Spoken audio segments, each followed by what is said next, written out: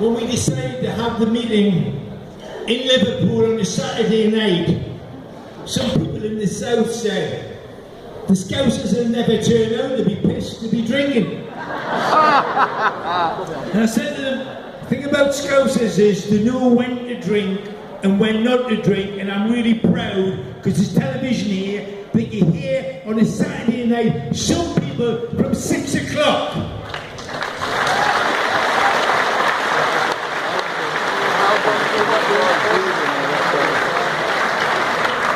Just want to remind people that Jeremy is one of the only 48 Labour MPs that voted against the Tory nuclear weapon.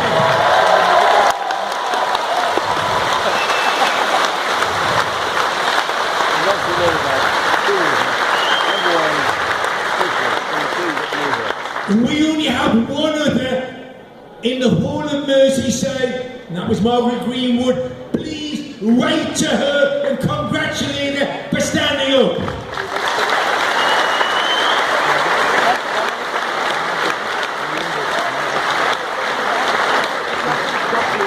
So last week in Manchester, Martin Mayer, the leader of the broad left in Unite, decided to introduce Jeremy as the new leader of the Labour Party and the next Labour Socialist Prime Minister.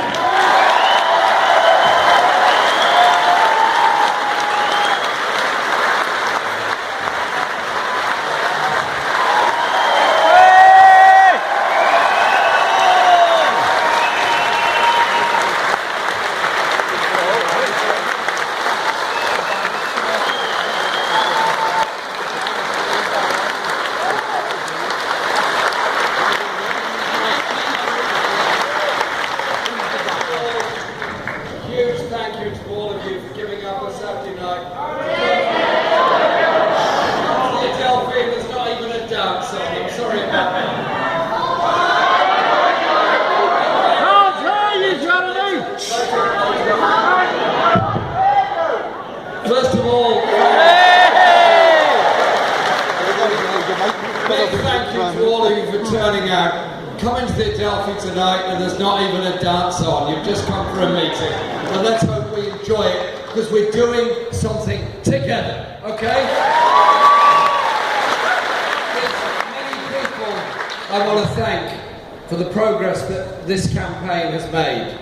And a lot of wonderful people that are in the hall that have done so much good work for so long. And I want to first of all recognise Ricky Tomlinson and Eileen Turnbull for the work they've done on standing up for trade union rights.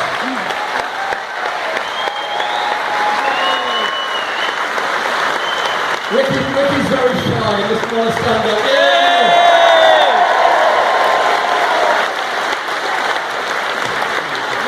They stood up on trade union rights when the Shrewsbury pickets were being so disgracefully treated by the police. And we're not done yet on that campaign for justice, and we'll never be done until justice has been achieved for those people. But I also want to say a big thank you to all those who are on this platform tonight. I thought there was a kind of golden rule throughout Merseyside and the Northwest that wherever a public meeting took place, Alec McFadden chaired it. Is this the norm? Alex, thank you so much. Not just for tonight, but for all the other nights and all the other work that you do for so many people. From the dock strike onwards, you're always there, you're always standing up for justice and for people. And I was proud to be alongside you through the dock strike and the miners' strike and many, many other things. To Ian, Ross and Paula, thanks for your support and thanks for the support of the unions, all of the unions that have come behind this campaign. We're here tonight in Liverpool, Merseyside, and I remember an incredible meeting we held in St George's Hall in 1988 when Tony Benn and Eric Heffer spoke about the direction in which the Labour Party was going to take.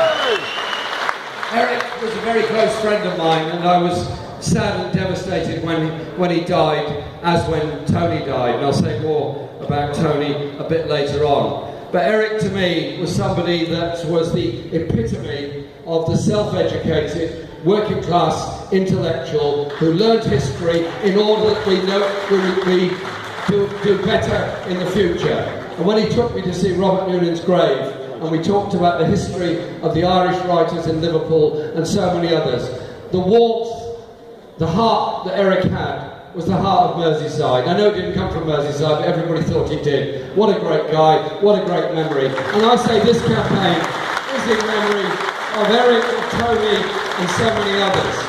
And Harold Wilson, of course, the Labour Prime Minister who came from Huyton, was the MP for Huyton, and represented this city in Parliament. Now, I remember many, many disagreements and arguments I had with Harold, and I used to think that he was a bit paranoid. I later discovered he had absolutely every reason to be very, very paranoid, because an awful lot of people were out to get him, were out to undermine what he was trying to do in that Labour government. And let's think about it. One of the great achievements of that government was the Open University, which has given education and opportunity to whole generations of people. But this city is about more than that.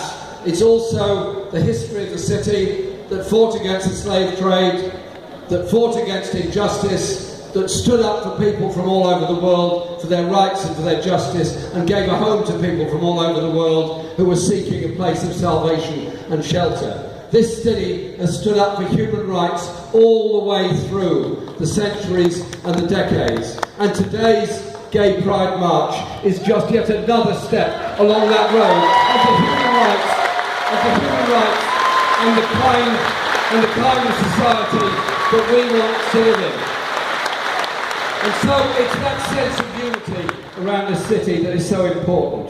My great friend John McDonnell, MP for Hayes and Harlington, but from Merseyside, he's very upset that he can't be here tonight, and there's good reason he can't be here tonight, and he's a very close friend of mine. But he sent a message saying he wishes all strength and success to this rally, to his cousin Pauline, who is apparently here somewhere in the audience. She can stand up if she wishes, or keep silent if she doesn't wish to. But he said he's coming to pick up, and he's going to pick up the Arthur Dooley statue that you've got for him, because he wants to support working class artists and what working class art can achieve. John McDonnell is a great friend of this Labour movement, and I'm proud that he is the chair of our campaign. Now, our campaign is, at one level, an election campaign for the leadership of the Labour Party.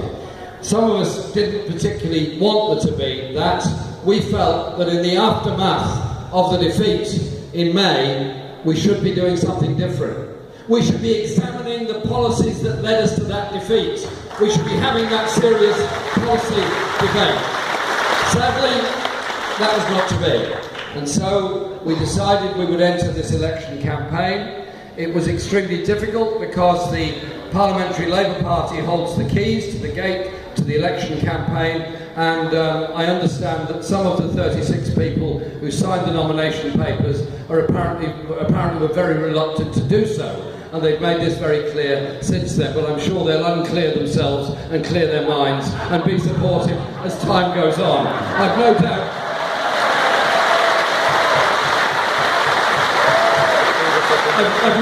that a sense of clarity will soon prevail. And I want to say a big thank you to those that initially nominated, led by John, of course, but also to those that genuinely thought there should be an open democratic debate on the future of our party and our movement. And I'd also want to say a big thank you to the thousands and thousands of people all over the country who could observe what was going on and wanted to make sure that a political voice could be heard, and therefore got onto social media, Facebook, Twitter, emails, and made sure that that voice was heard there. So, whilst yes, it is my name on the ballot paper, of course it is, and I'm very proud to be that voice. This is a campaign about us. It's a campaign about we. It's a campaign about what we as a movement and us as people here tonight can achieve the kind of world and society we want to live in, and more immediately, the kind of Labour Party we want there to be to lead us towards that world. That is the important thing.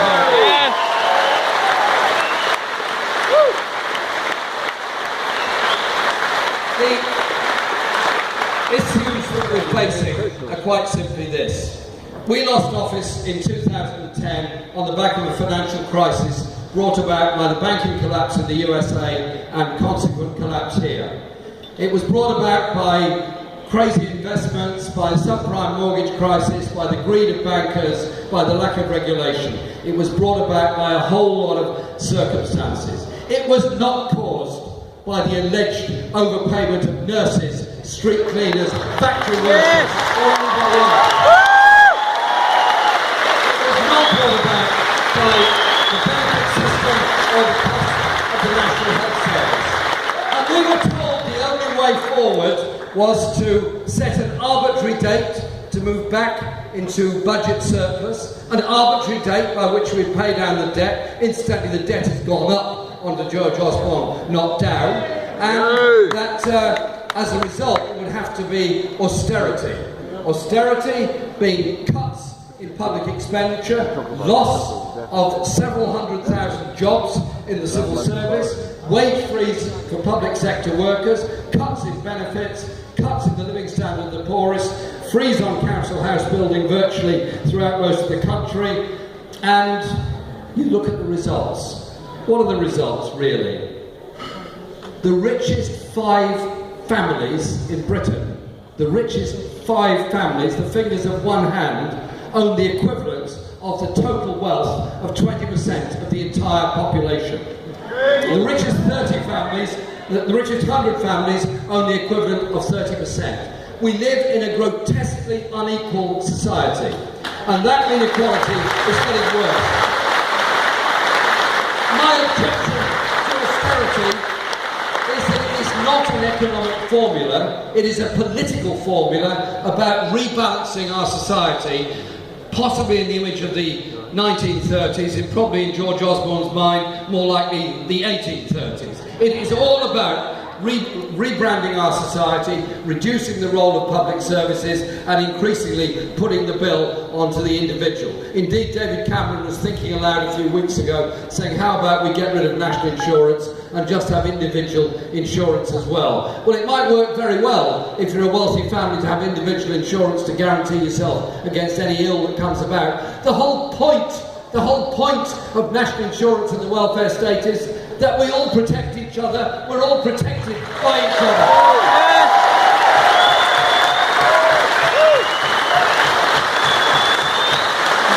So, you have to ask yourself a couple of questions. This austerity and inequality, what's it doing? Slicing apart local authority budgets, slicing apart household budgets, closing libraries, closing facilities for the elderly, closing care centres, closing lots of things, and privatising all along the way. The numbers of families in Liverpool that are hit because of the combination of the change in tax credits and benefit cuts, half of all the families in Liverpool are going to be hit by this budget and this welfare bill that's gone through. That is the strategy they're following. Now, if I asked all of you now to stick your hand up, please don't do so because it would be a forest, if you supported the principle of a health service free at the point of use as a human right, you'd all say yes.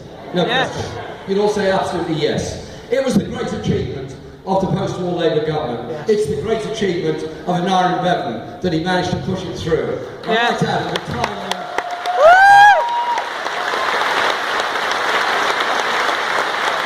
I might add, at a time when the debt ratio was 250%, it's now 80%. That government invested in people, in hope, in the future. This government does the opposite. But the other question is the one that we seem to want to run away from and shy away from. I'm shocked every time I see somebody sleeping on the streets. I'm shocked when I go to flats and houses around the country where children are growing up in grossly overcrowded conditions. I'm shocked when families view the onset of the school summer holiday with dread and horror because their children will no longer get a free school meal and possibly a free school breakfast. There is something deeply wrong about a country and a society that is prepared to accept and tolerate the levels of inequality, desperation, destitution and poverty that exist in modern Britain. We don't need...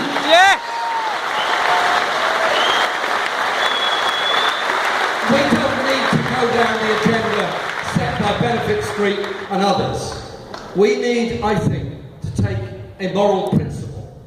And that moral principle is quite simply this. If our society can provide health and education for all, it can also provide housing for all, it can also ensure we have a social security system that gives real security.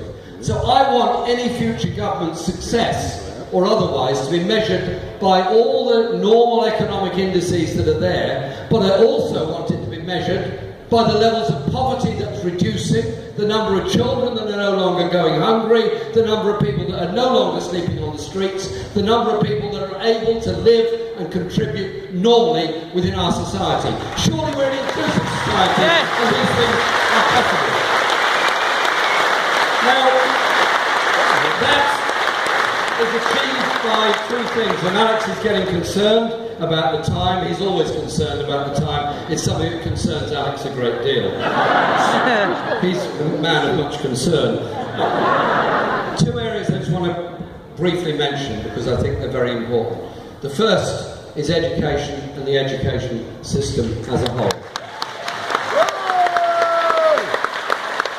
The numbers of children that access preschool education ought to be every child has the option of a free place in preschool education. It shouldn't be a lottery, it shouldn't be based on income, it should be based on the needs of the child, and children's socialisation before they get to school is something that's very important. The children's centres, Sure Start, were a great step forward. It's tragic the way they're being destroyed at the moment. Can't we provide something decent for all our children?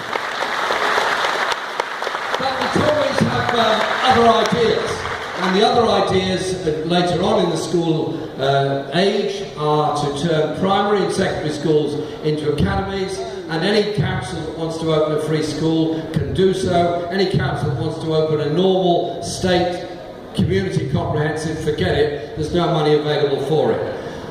I don't want to close any schools, I want to keep schools open, but I do want to strengthen the whole concept of the local education authority, the family of schools, and bring those academies and free schools back into the normal. And while we're on with it, I know it sounds very extreme and very far-fetched, but to insist that every teacher in a free school is actually qualified to teach seems to me quite a good idea.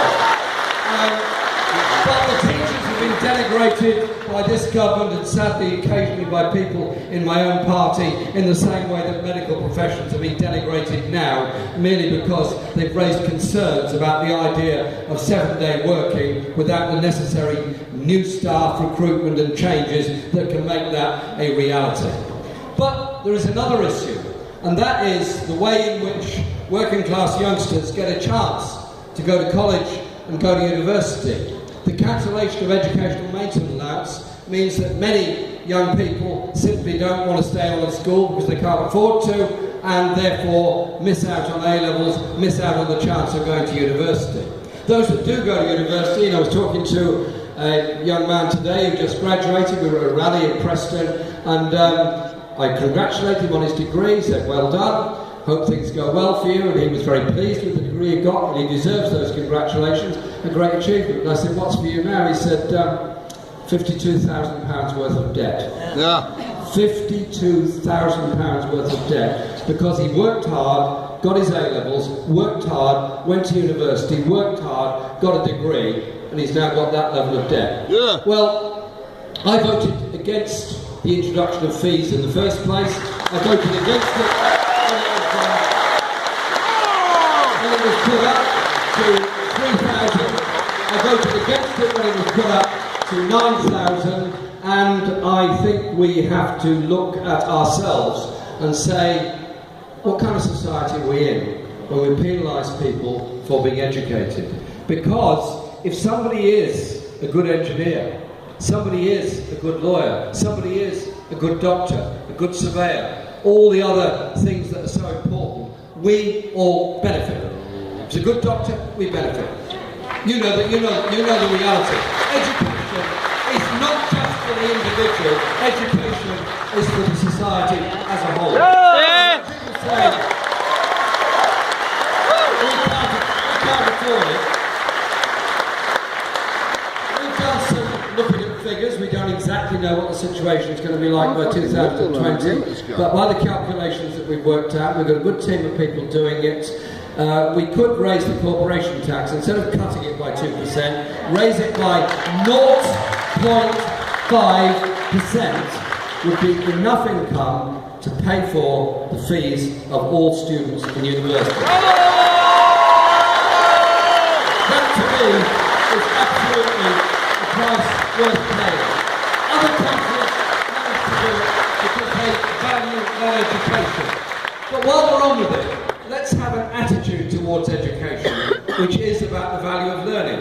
I'm shocked by the way in which adult education is being cut back. Opportunities cut back for people with learning difficulties, people with mental health conditions, and so many other things. Education isn't just for qualifications for work, it's also for the benefit of society as a whole. Maybe there are some people that don't like us to be too well educated, don't like us to be thinking too much, don't like us to understand our history and where we've come from.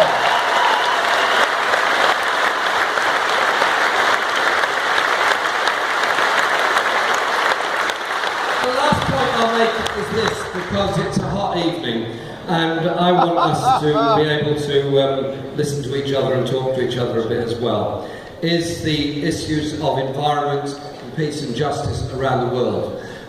We cannot go on as a planet consuming raw materials at the rate we are, polluting the sea at the rate we do, destroying the atmosphere at the rate we are, and by strong environmental regulations on both sides of the Atlantic, more this side than that, it must be said, exporting pollution to the cities of India and China. Because when air pollution becomes air pollution, be it nitrous oxide, sulfur dioxide or anything else, it doesn't stop at national borders. It's very disrespectful of national frontiers, these winds are, as the seas are as well. If we pollute anywhere, we pollute everywhere. If we destroy here, we destroy there and everywhere else. So I think environmental policies are as much an attitude of mind about how we consume, what we consume and how much we consume, but also using our brains and our technology for sustainable generation of clean power and electricity. This city led the way in clean water in the 19th century when Liverpool